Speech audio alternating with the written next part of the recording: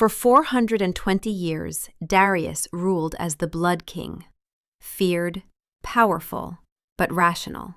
A king who killed his enemies and enforced brutal laws, but with purpose. He was the darkness, but he was held in check by his brother Valerius, the light. Then 80 years ago, a hunter's silver stake stole that light, and the Blood King became something worse, a monster. Darius, 500 years old, silver hair cascading past his shoulders, pale as moonlight, eyes like black ice, sits on an obsidian throne in a vast, cold hall. He is magnificent and terrible. At his feet, Sarah, 25, dark hair unbound, clear eyes, wearing a simple cotton nightdress, stands without trembling. Her hands twist in the fabric, hidden from her view, but her voice is steady. "So you are the monster they whisper about." She says it with detached curiosity, like a naturalist observing a specimen. Darius rises, moving with liquid grace. Each step down is deliberate, predatory. He stops inches from her, close enough to see her pulse fluttering in her throat. The hunger stirs, always present, a beast that never sleeps. "I am the end of your bloodline. I am the nightmare created when your grandfather drove silver through my brother's heart. You will be my message to your father. He will learn the meaning of loss, as I have. The blood debt passes through generations, and you are the final payment." Sarah's lips curve into a small, pitying smile, though her heartbeat betrays her terror. Revenge. It must be exhausting, carrying something so heavy for so long. Darius recoils as if struck. No one has ever pitied him. "You know nothing of what I carry. I know it's all you have. It's the only thing keeping this castle from crumbling to dust, isn't it? This grand, lonely monument to your pain. You didn't bring me here for your brother. You brought me here so you wouldn't be alone with his ghost anymore." The truth of it is so sharp, so precise, it steals the air from his lungs. He has never considered it that way. The revenge was a purpose, a fire that kept the cold of eternity at bay. Without it, he is just a thing that endures, a relic in a museum of his own making. For the first time in a century, Darius, the Blood King, the Shadow of the North, is speechless. He has planned a monologue of threats, a chilling recitation of the torments she would endure, but the words turn to ash in his mouth. He has brought a lamb to the slaughter, but the lamb has looked up at him with the eyes of a seer and told him the precise geography of his soul. He cannot kill her. Not yet. To kill her now would be a concession, an admission that her words have found their mark. Breaking her spirit is no longer enough. Now, he has to prove her wrong. He has to show her that he is nothing but the monster she claimed, that his hatred is pure and vast and all-consuming. He turns away from her, the swirl of his cloak a vortex of shadow. Take her to the onyx chamber. See that she is locked in. No library access, no wandering. Basic meals only. Her suffering must be a slow, deliberate art. The words are for the guards who have been standing like statues in the corridor, their own fear a palpable scent in the air. But as he sweeps from the throne room, it is her quiet voice that follows him, not with a scream, but with a final, devastating observation that will echo in his mind for days. "You're not very good at this, are you?" The onyx chamber is less a cell and more a forgotten queen's suite, but for the first 2 weeks it is a true prison. The heavy oak door is locked from the outside. Guards stand watch in the corridor. A vast canopied bed draped in black silk dominates the room, its posts carved into the shapes of sleeping dragons. A fireplace, cold and cavernous, is set into one wall. The window is too high and too narrow for escape. This is genuine captivity. Sarah runs a hand over the velvet of a chaise lounge, the fabric cool and smooth beneath her fingers. She is a prisoner, stolen from her home to be a pawn in a game of ancient grief. She should be terrified. She should be clawing at the door, weeping, praying for a rescue that will likely never come. But fear is a luxury her father's training burned out of her. A memory surfaces. Young Sarah, no more than 12, sits in a dark cellar surrounded by vampire artifacts, silver stakes, vials of what might be blood. Her father's voice echoes from above. Fear is a choice, Sarah. You can feel it and still move. You can let it fill your chest and still think clearly. Again. The door closes. Darkness. The child's breathing becomes steady, controlled. Back in the present, Sarah sits on the bed. Her hands are shaking. She allows herself this, alone in the dark. Fear is their nourishment, second only to blood. To show fear is to feed the beast, and Sarah has no intention of feeding this particular beast anything but confusion. For the first 2 weeks, she sees no one but a silent, trembling servant girl who brings her meals on a silver tray and flees without making eye contact. The door opens only for these deliveries, then locks again. Sarah eats every bite. She sleeps soundly in the decadent bed. She paces the length of her chamber like a caged cat, not with frantic energy, but with a thoughtful, measured stride. She is waiting. She is also watched. In his study, Darius stares into a dark mirror, an obsidian surface that shows him her chamber. He watches her pace. He watches her sit by the cold fireplace, her arms wrapped around herself. He watches her press her ear to the door, listening. He is looking for cracks, for the first signs of despair. They do not come. On the 15th night, he visits her in a different way. He does not use the door. He feeds first, draining 2 goblets of blood from his reserves, ancient stores kept in the deep vaults of the castle. The feeding is mechanical, joyless, but necessary. The hunger around her is becoming unbearable. He appears in her chamber, coalescing from the shadows near the fireplace, a column of darkness that resolves itself into his tall, imposing form. Sarah is sitting on the chaise, staring at the locked door. She does not startle at his appearance. She simply turns her head and looks at him. Her face is pale, and there are shadows under her eyes that were not there before. 2 weeks of captivity have left their mark, but her gaze is still clear, still assessing. You look tired. His voice is low, satisfied. Finally, a crack in her armor. I am tired. Of being locked in this room like an animal. You said my suffering would be an art. This is just tedious. The sheer audacity of it leaves him momentarily adrift. She should be begging for mercy, not complaining about boredom. You are a prisoner. Prisoners do not make requests. Then what's the point of keeping me alive? If you're just going to lock me away until I waste away from monotony, you might as well kill me now and get it over with. It would be faster. He moves closer, the predator in him rising. She does not flinch, but he can hear her heartbeat accelerate, a rapid drumbeat of fear she will not show. You want freedom? Then earn it. Show me fear. Show me despair. Show me that you understand the gravity of your situation. I understand it perfectly. You're a very old, very lonely king who's forgotten how to be anything other than angry. And you brought me here because you thought breaking me would make you feel whole again. But it won't. You know it won't. That's why you're stalling. The words are silver stakes, each one finding its mark. He could kill her right now. He could end this infuriating conversation with a single motion. But he does not. Instead, he makes a decision that surprises even himself. You want to leave this room? Fine. You may have access to the library. 1 hour each day, escorted by guards. Do not mistake this for kindness. It is a test. Fail it, and you will never leave this chamber again. He vanishes back into the shadows before she can respond, but he hears her whispered words as he dissolves. Thank you. The gratitude in her voice is genuine, and it unsettles him more than her defiance ever could. The library becomes her sanctuary.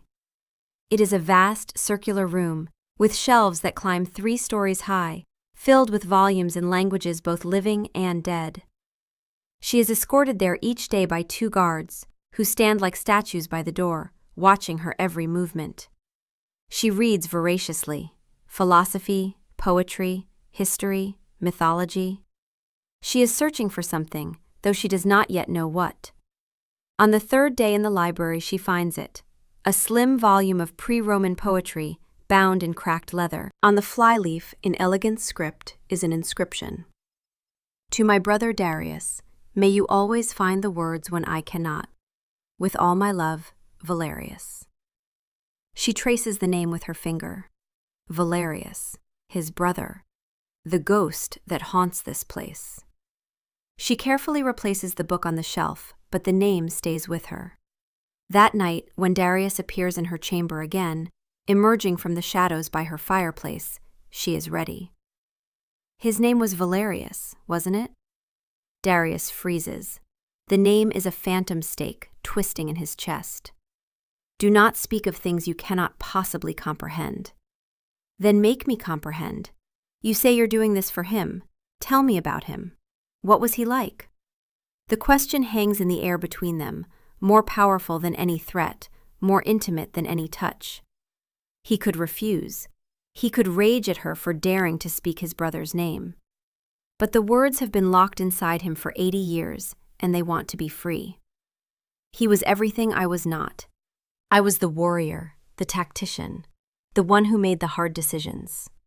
He was the poet, the dreamer, the one who saw beauty in everything.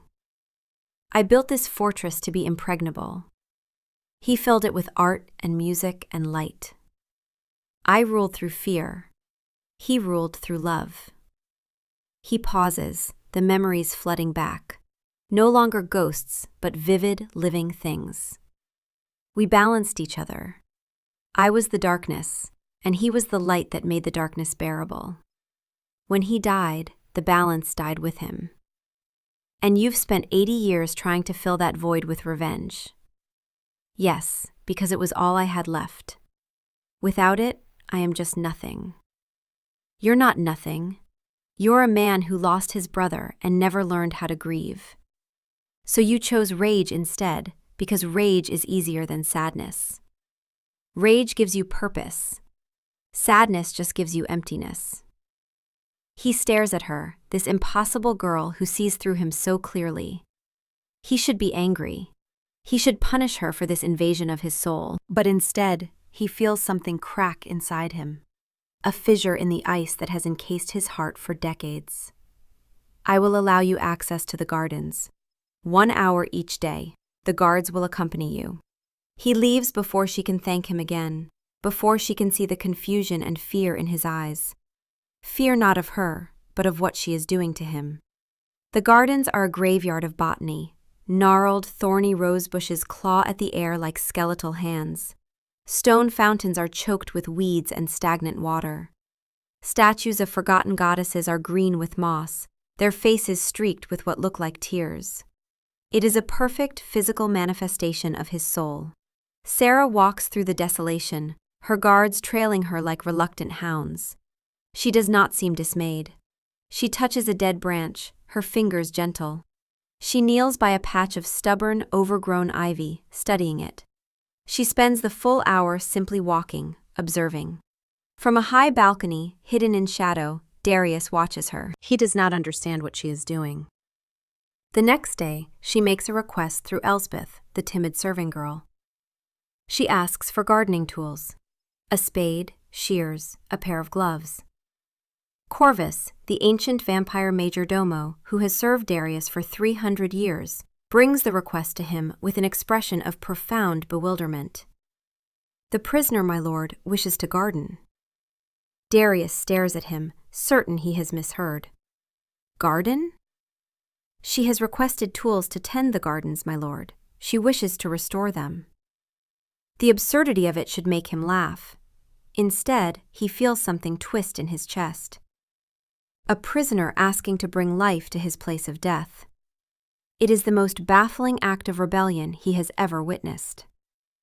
Give her what she asks for, but the guards are to watch her closely. If she attempts to use the tools as weapons, she is to be returned to her chamber immediately. Yes, my lord. Corvus bows and leaves, but not before Darius sees the flicker of confusion in his old red eyes. So he watches again the next day.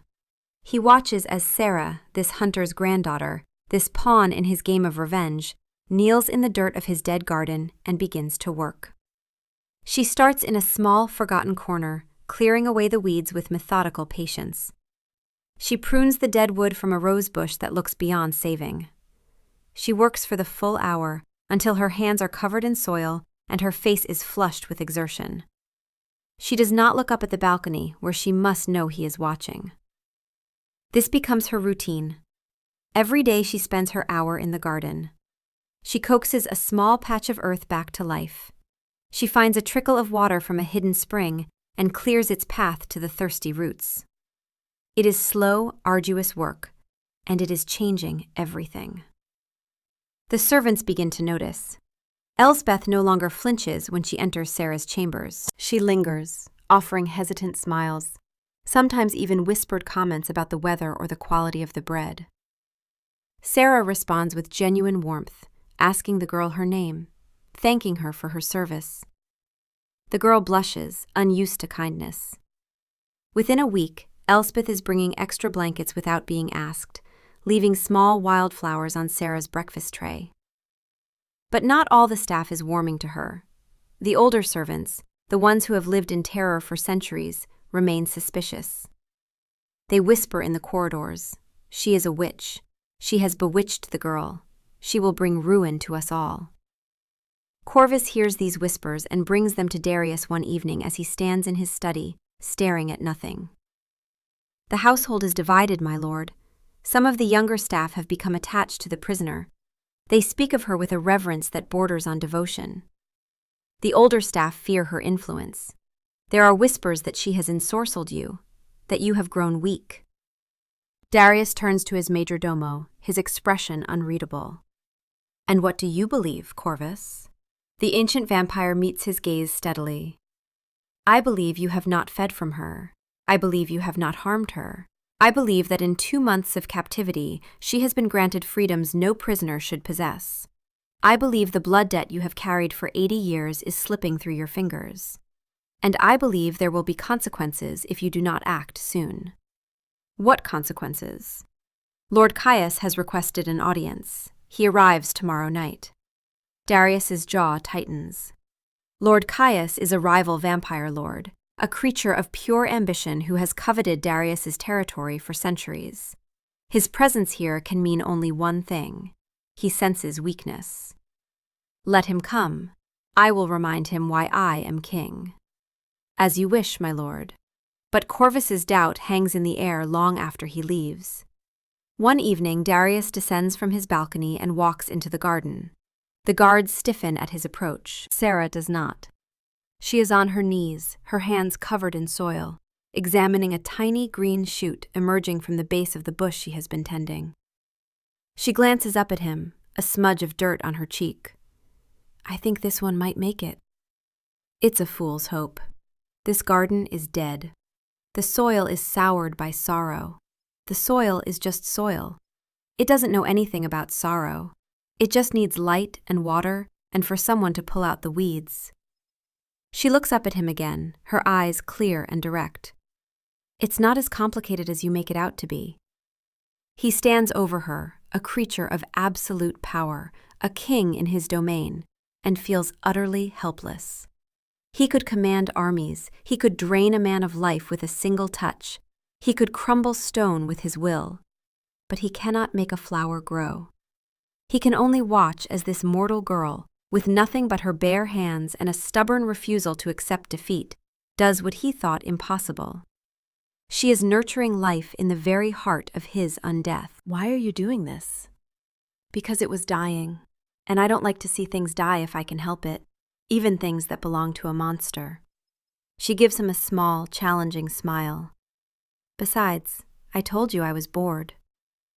He looks from her determined, dirt-smudged face to the tiny speck of green in the dark earth. For 80 years he has been the sole master of this domain of death, but a new power is taking root in his kingdom. It is small, it is fragile, but it is undeniably alive, and it is changing everything. The memories begin to surface without his consent. They are no longer ghosts he has to summon deliberately. They are insurgents staging a coup in the quiet corridors of his mind. It happens most often when he watches her in the garden.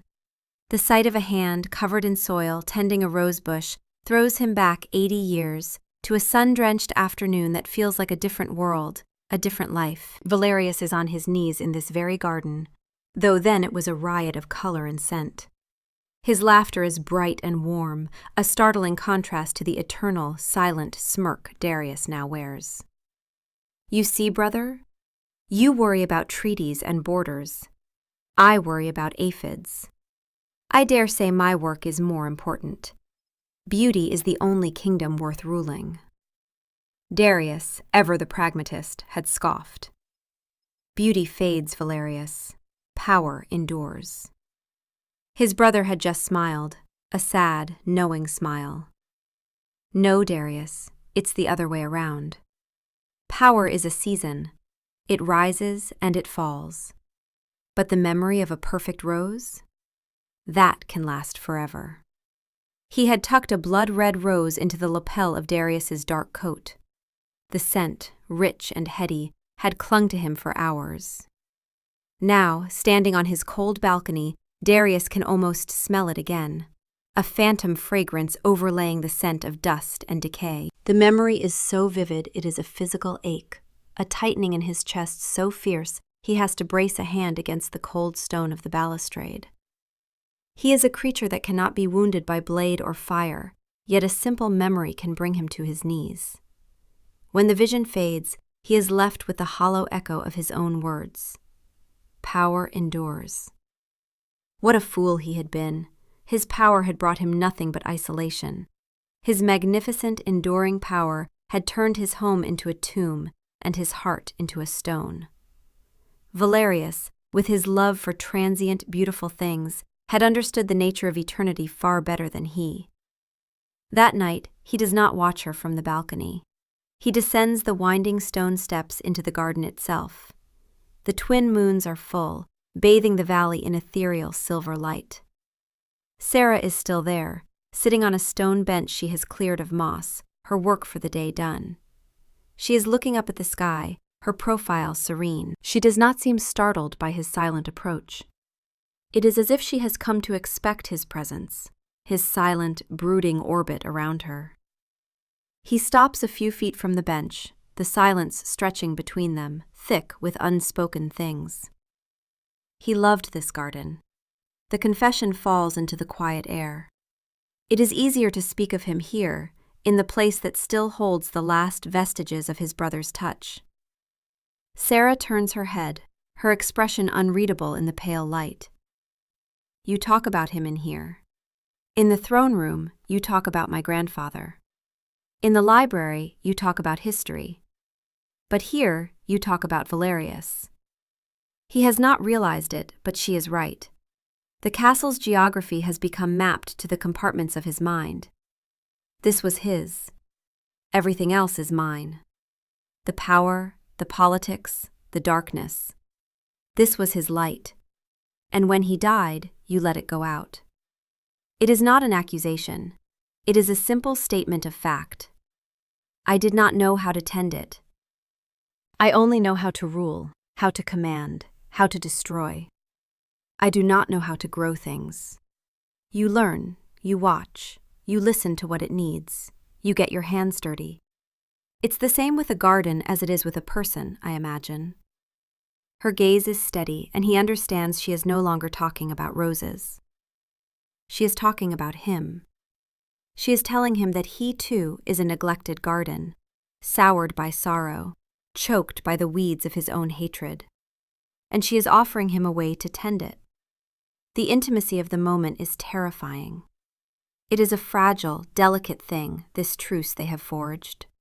He feels an overwhelming primal urge to protect it, to shelter it from the howling winds of his own nature. He takes a hesitant step closer and sits on the other end of the bench.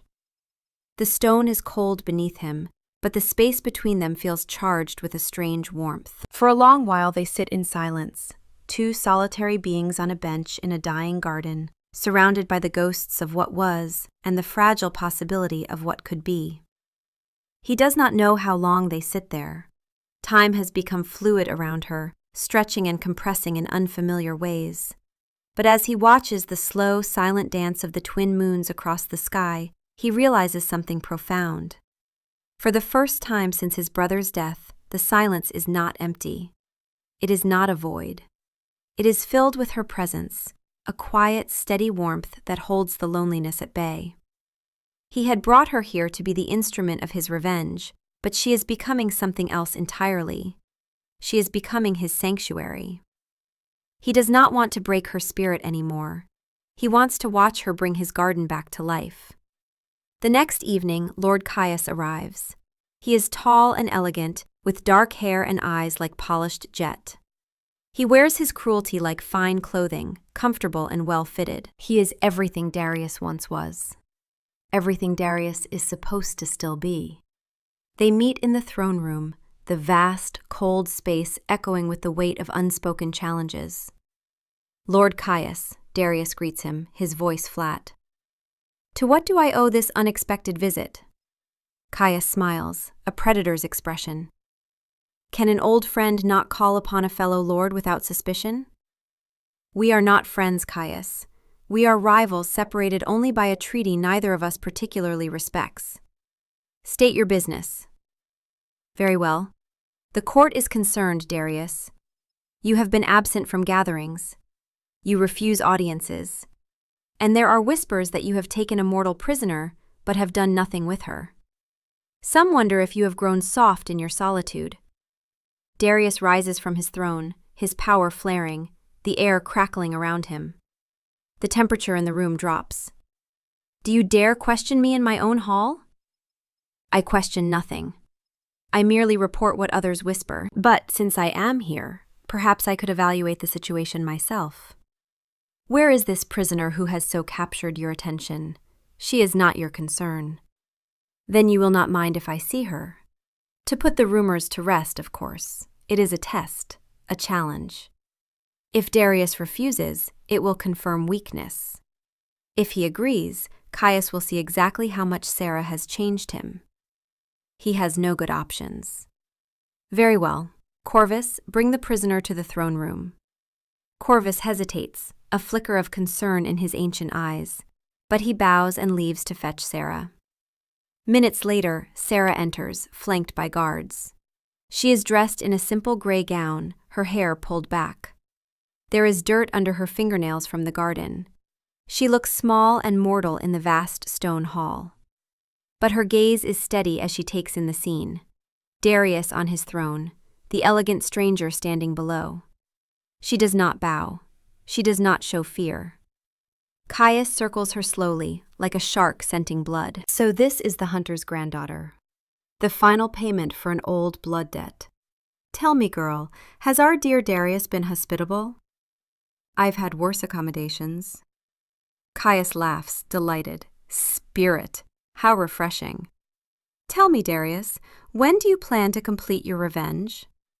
When do you send her broken body back to her father as your message? Soon, Darius says, but the word tastes like ash. Very soon. Caius studies him, those dark eyes seeing too much. You have had her for 2 months. That is not soon. That is hesitation. Perhaps you require assistance. I would be happy to demonstrate how such matters are typically handled. He moves toward Sarah, his hand reaching for her throat. Darius is off his throne in an instant, moving faster than thought. He places himself between Caius and Sarah, his fangs bared, a low growl emanating from his chest. Touch her and you will not leave this castle alive. The room freezes. The guards tense. Corvus's eyes widen. Caius steps back, his hands raised in mock surrender, but his smile is triumphant. Ah, there it is, the truth laid bare. You do not guard a prisoner, Darius. You guard a treasure. You have fallen for your own captive. How utterly pathetic. Darius's control is a fraying thread. He wants to rip Chios apart, to paint the stones with his blood. But that would prove the accusation. It would show that he has lost himself. Get out. The words are a low, dangerous rasp. Chios bows mockingly. As you wish, but know this, the court will hear of this. Your enemies will smell your weakness, and they will come. He leaves, his laughter echoing in the hall. When the doors close behind him, Darius turns to Sarah. His expression is anguished, furious, lost. Return to your chamber, now. But she does not move. She is looking at him with those clear, seeing eyes. You just revealed everything to him. Your entire kingdom now knows you care about me. I know. Then what will you do? He has no answer. He has spent 80 years building a reputation of ruthless, unstoppable vengeance. And in a single moment, he has shattered it. For her. She steps closer, her voice soft. You protected me. Yes. Why? The question is simple, but the answer is a chasm. He stares at her, this impossible woman who has dismantled his carefully constructed world with nothing but her presence. Because I could not bear to see him touch you. Because the thought of you in pain is more unbearable than any political consequence. Because somewhere in these last 2 months, you stopped being a prisoner and became something I cannot name but cannot lose. The confession hangs between them, raw and bleeding. She reaches up, her hand trembling slightly, and touches his face. Her fingers are warm against his cold skin. Then stop pretending I'm your enemy. Stop pretending you want to hurt me. And start asking yourself what you actually want. What he wants. The question is a grenade lobbed into the fortress of his certainty. What does he want? For 80 years he has wanted revenge. It has been his purpose, his identity, his reason for continuing through the endless nights of eternity. But now, standing in the wreckage of that purpose, he knows the answer. He wants her. He wants to hear her voice every evening. He wants to watch her bring life back to his dead places. He wants to sit in silent gardens under twin moons and feel like he is not alone. He wants to be the man she seems to believe he can be, not the monster he has spent so long becoming. But wanting her means losing everything else, his reputation, his power, his identity as the Blood King. It means choosing vulnerability over strength, hope over certainty, love over hate. It is the most terrifying thing he has ever contemplated. Before he can answer, before he can find the words, a commotion erupts outside the throne room. Shouts, the clash of steel. The heavy doors burst open, and a dozen vampires flood in, led by Chios. They are armed with silver blades, their faces twisted with righteous fury. Chios points at Darius. The court has spoken. You are unfit to rule. You have been weakened by mortal sentiment. I claim this territory and this throne by right of strength. Guards move to defend Darius, but they are outnumbered. Darius steps in front of Sarah, shielding her with his body. He could fight. He could kill Chios and his rebels. But it would be a bloodbath, and Sarah would be caught in the middle. For the first time in his long life, Darius hesitates in battle. Not from fear, but from a desperate need to keep one fragile, mortal life safe. The hesitation costs him. One of Chios's men lunges forward, a silver blade aimed at Darius's heart. Sarah sees it. She moves without thinking, grabbing a fallen sword from a dead guard, throwing herself between Darius and the blade.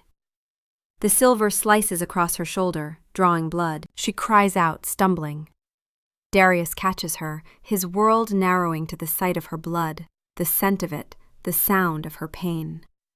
Something inside him shatters, not his control, his restraint.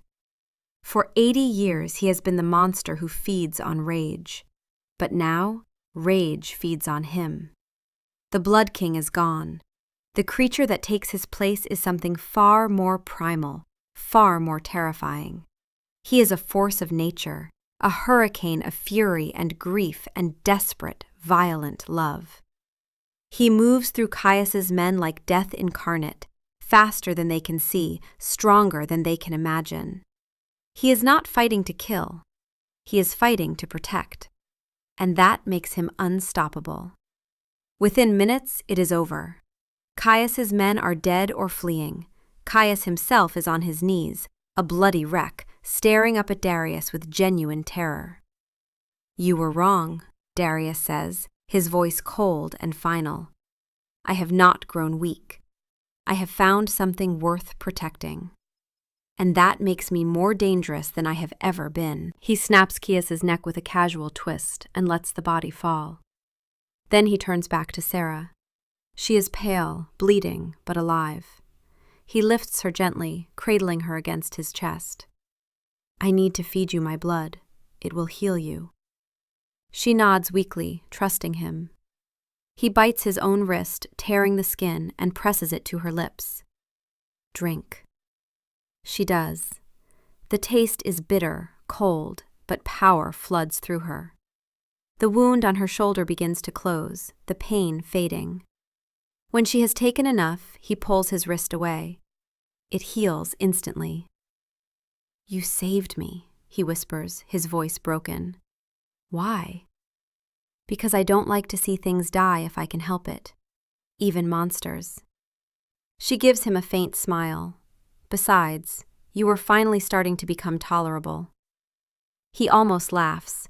It is a sound he has not made in decades, rusty and unfamiliar. He carries her from the throne room, past the bodies, past the shocked and silent servants, up the winding stairs to her chamber. He lays her gently on the bed. "Rest. I will stay." He sits in a chair beside her bed, keeping watch as she drifts into sleep. And for the first time in 80 years, Darius feels something other than rage or emptiness. He feels purpose. Not the hollow purpose of revenge, but the terrifying, beautiful purpose of protecting something precious. The next morning, a raven arrives at the castle. It carries a message sealed with the Hunters Guild insignia. Darius breaks the seal and reads. The letter is from Alistair, Sarah's father. It is short and to the point. "I know where you are. I know you have my daughter. I propose a parley. Meet me at the old stone bridge that marks the edge of your domain on the night of the new moon. I will come alone. We will negotiate terms for her release." The words are a spark thrown into a powder keg. The old rage, the familiar, comforting rage he thought extinguished, flickers back to life. Alistair, the son of the man who killed Valerius. The next link in the chain of blood debt. This is his chance. The culmination of his 80-year wait. He could meet the hunter and finally complete his revenge. He could make Alistair watch as he turns his daughter into a vampire, condemning her to the same eternal existence he endures. He could drain her before her father's eyes. He could have his vengeance, finally and completely. The plan forms in his mind, a bloody and satisfying tapestry of cruelty. But when he tries to picture it, when he tries to summon the image of Sarah pale and lifeless in his arms, his mind recoils. The image will not form. It is a blind spot in his imagination, a place his consciousness refuses to go. All he can see is her face in the garden, her eyes in the moonlight, her hand touching his face. He crumples the letter in his fist, the sound unnaturally loud in the silent room. This is her fault. She has bewitched him, has blunted the edge of his hatred, has filled his head with impossible notions of life and growth. He is a weapon honed for a single purpose, and she has rendered him useless. He has to tell her. He has to see her reaction when she knows her father is coming. He needs something to rekindle his own fire. He finds her in the library. She sits in a high-backed chair by a window, the pale light illuminating the dust motes dancing around her. She looks up as he enters, her expression calm, questioning. He holds up the crumpled letter. Your father has found us. He wants to negotiate for your return. He watches her face, waiting for the predictable flood of emotions. Relief, hope, fear for her father's safety. But her expression remains unchanged, her gaze fixed on him. She is not looking at the harbinger of her potential freedom. She is looking at the man, studying his reaction, gauging the turmoil she has to know is raging inside him. And what will you do? She is not asking about terms or time or place. She is asking about him, about his choice. The question lays him bare. What will he do? The path of revenge is clear, the one he has walked in his mind for decades. But it is a path that now leads over a cliff. The alternative is a fog-shrouded wilderness he does not know how to navigate. He is the man who murdered my brother. There is no negotiation. There is only a debt of blood that must be paid. Your grandfather killed him. Your father carries that legacy, that guilt, through me. Sarah rises from her chair. She walks toward him, closing the distance until she stands directly before him. She looks up into his tormented face, her own filled with a fierce, challenging light. Is that how you will honor Valerius? By becoming the same kind of killer? By destroying something innocent to settle a score between old bloodlines? My family's guilt does not erase just because I am one generation removed. You are not your grandfather. You are not responsible for what he did. And I am not my brother.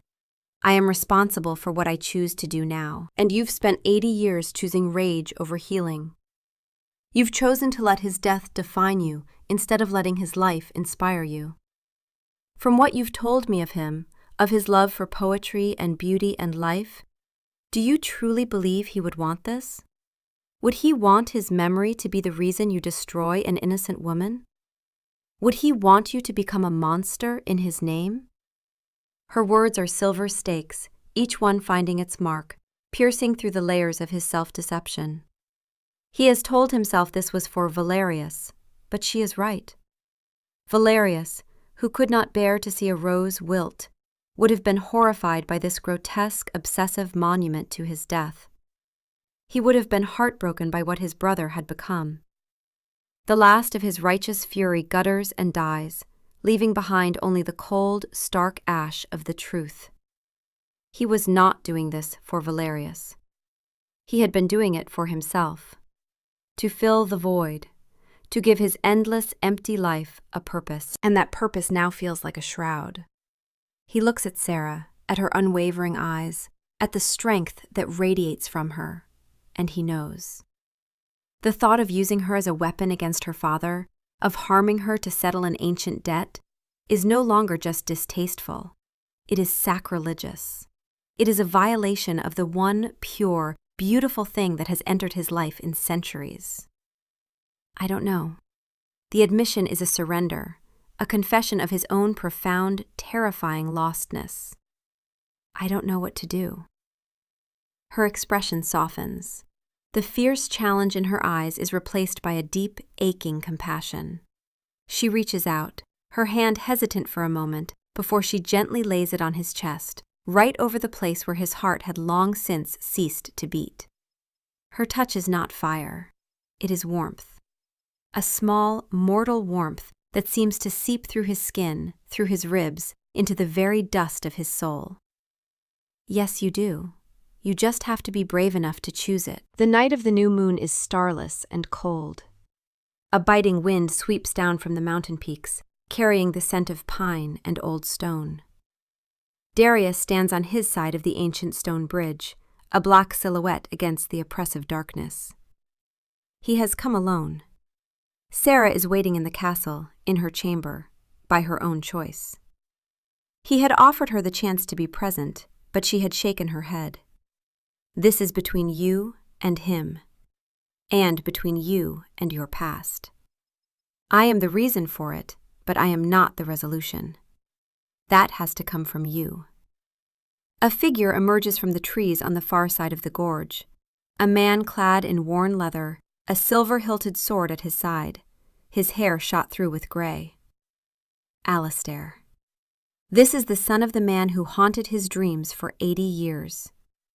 But as Alistair draws closer, stepping onto the bridge, Darius feels nothing. The inferno of hatred he expected to consume him is not there. There is only a cold, weary emptiness, and a fierce, desperate need to protect the woman waiting for him back in the fortress. Alistair stops in the middle of the bridge, a respectful distance away. His face is lined with hard-won battles and deep-set sorrows, but his eyes are sharp, intelligent, and utterly fearless. Where is my daughter? She is safe. Safer than she ever was with you, who raised her to be a weapon in your family's blood feud. Alistair flinches, the verbal blow landing with precision. My father made his choices. I have lived with the weight of them my entire life. I trained Sarah to survive in a world that has monsters like you in it. Your father killed an innocent man, a scholar who had not fed on a human in over a century. He murdered him for glory and for a misplaced sense of righteousness. And I have come to retrieve my daughter so this cycle of violence can finally end. This is the moment, the culmination of everything. Darius could make his demands. He could torture this man with words, make him beg. He could exact a pound of flesh, if not from Sarah, then from her father's pride. But he looks at the tired, grief-stricken man before him and sees not the architect of his pain, but a mirror of it. Alistair is a man ruled by a ghost, just as he has been. They are two old fools, trapped in a cycle of vengeance that almost consumed another innocent life. Darius thinks of Sarah's hand on his chest, of her quiet faith in him. He has to be brave enough to choose. He takes a deep breath, the cold air feeling strangely clean in his lungs. There is no price. The words fall into the silence, and Alistair stares at him, confusion written across his face. Sarah is free to go, if she so chooses. The debt between us is finished. Alistair looks at him with suspicion, searching for the trap. You would let her go? After all this? After bringing her here for revenge? I brought her here to destroy you, Darius confesses, the words a final, cleansing admission. He looks past Alistair, toward the dark shape of the castle on the mountain, where Sarah is waiting. But I was wrong. My revenge was never about you or your father. It was about the hole my brother left in my life. I thought filling it with your pain would make me whole. I was a fool. He meets Alistair's gaze again, his own eyes clear and certain for the first time in an eternity. She is not a pawn. She is not a weapon. And she is not a prisoner. He turns his back on the hunter, a gesture of ultimate finality. She is in the castle. If she wishes to leave with you, the gates are open. The choice is hers. He begins to walk back toward his fortress, each step feeling both heavier and lighter than any he has ever taken. He does not look back. He does not know what Alistair will do, or what Sarah will choose. He has surrendered his power, his vengeance, and his control. All he has left is a fragile, terrifying thing called hope. He has placed his entire world in the hands of the woman he stole, and now all he can do is wait. The walk back to the castle is the longest of his life. Every gust of wind sounds like footsteps behind him. Alistair's, coming to drive a stake into his back now that he has shown such weakness. Or hers, coming to tell him she is leaving. He reaches the massive gates of his fortress and they swing open at his approach. He steps inside, into the great hall, and they close behind him with a boom that echoes like the lid of a sarcophagus. The hall is empty. The servants, sensing the monumental weight of the night, have made themselves scarce. The silence is absolute, a crushing, suffocating void. Has she already gone? Has she run to her father's arms the moment his back was turned, eager to escape the monster and his crumbling prison? The thought is a physical agony, a cold, sharp blade twisting in his gut. He deserves it, of course. He abducted her, threatened her, planned to murder her in the most gruesome way imaginable. Why would she stay? Why would any sane person choose a broken monster in a dying castle over her own family, her own world? He stands in the center of the vast, cold space, a king who has just abdicated his only remaining kingdom, the kingdom of his rage. And he has never felt so utterly alone. He closes his eyes, bracing himself for an eternity of this renewed, even deeper emptiness. It is one thing to be lonely when you have nothing. It is another thing entirely to be lonely after you have been shown a glimpse of what it feels like not to be. He has tasted light, and now the darkness is infinitely more profound. That was a very noble speech. Her voice comes from the top of the grand staircase. He opens his eyes. She is standing there, bathed in the soft glow of candlelight. She has not gone. She has waited. He cannot speak. The relief that washes over him is so powerful it threatens to buckle his knees. It is a tidal wave of emotion in a heart that had been a desert for so long. I heard it all. The stones whisper to those who know how to listen. She descends the stairs slowly, her hand trailing on the cold stone balustrade. You let him go. You let your vengeance go. It was a cage, and you showed me the door. And what now? What will you do now that the ghost is gone? He looks around the cavernous hall, at the dust and the shadows and the oppressive weight of centuries of sorrow. It is a tomb, his tomb. But for the first time, he sees not an ending, but a beginning. He sees the potential for light to fill the empty spaces. He sees a garden that can be brought back to life. He looks back at her, the architect of this impossible hope.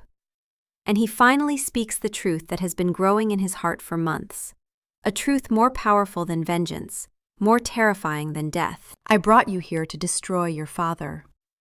I stole you from your life with the sole intention of breaking you. But you refused. You walked into my darkness and you lit a candle. You made me forget everything except wanting you to stay. The words hang in the air between them, a fragile, desperate offering. He has laid his entire broken, monstrous soul at her feet. She holds his gaze, her own eyes shining with an emotion he does not dare to name. She reaches up, her fingers cool and gentle as they touch his cheek. It is the first time she has ever touched him willingly, with tenderness. The contact is an electric shock, a jolt of life that goes straight to the core of his being. He has forgotten what a simple human touch can feel like. Then ask me properly. He swallows, the simple command feeling like the most important test he will ever face. He takes her hand from his cheek, lacing his cold fingers with her warm ones. He does not kneel. He is a king, and she is not a woman who would want a supplicant. He meets her eyes as an equal. Sarah, my castle is a ruin, and my heart is not much better. But if you would have them, they are yours. Stay with me, not as a prisoner, not as a pawn. Stay and bring this place back to life. Stay and be its queen. A tear traces a path down her cheek, but she is smiling. A brilliant, radiant smile that banishes the last of the shadows from the hall. Yes. It is a single word, but it is the beginning of a new world. The beginning of everything. She stays. Alistair leaves, a confused but relieved man, a truce of bewilderment settling between the hunter and the vampire. And in the castle carved from the bones of a mountain, life begins to return. It starts in the garden, with a single defiant red rose that blooms on a bush they both thought dead. Soon, the fountains flow with clear water, and the halls fill not with silence, but with the sound of her laughter. The servants, emboldened by her presence and his transformation, begin to tend to the castle again. Tapestries are mended, dust is cleared. The kitchens smell of baking bread and roasting meat. Elspeth no longer trembles, but sings as she works. Even Corvus, ancient and set in his ways, begins to soften. He oversees the restoration with the same precision he once used to maintain the tomb. Darius, the monster who forgot his vengeance, learns a new purpose. He learns to tend a garden alongside her, his hands in the soil, bringing life from death. He learns to listen, not just to her words, but to the silence between them, the comfortable quiet of two souls who have found their match. He learns, with the patient, steady guidance of his queen, how to live again. The tomb becomes a sanctuary. The darkness becomes a canvas for a new light. And the king who once ruled an empire of grief now reigns over a kingdom of two, built on the unlikely, impossible foundation of a love that bloomed in the most barren of soils. One evening, as they sit together on the bench in the garden, surrounded by roses in full bloom, she turns to him. "Do you still think about him?" "Every day. But it no longer hurts the way it did. Now when I remember him, I remember the joy he brought, not just the pain of losing him. You gave me that." She leans her head against his shoulder, and he wraps an arm around her, marveling at the simple miracle of her warmth against his eternal cold. "He would have liked you. He would have loved you. I would have liked to meet him. Perhaps, in some way, you have. Everything good that was in me, everything worth saving, came from him. You found those pieces and put them back together." She is quiet for a moment, then speaks softly. "I didn't fix you, Darius. You chose to heal. I just gave you a reason." He presses a kiss to the top of her head, a gesture so tender it would have been unthinkable months ago. "You gave me everything."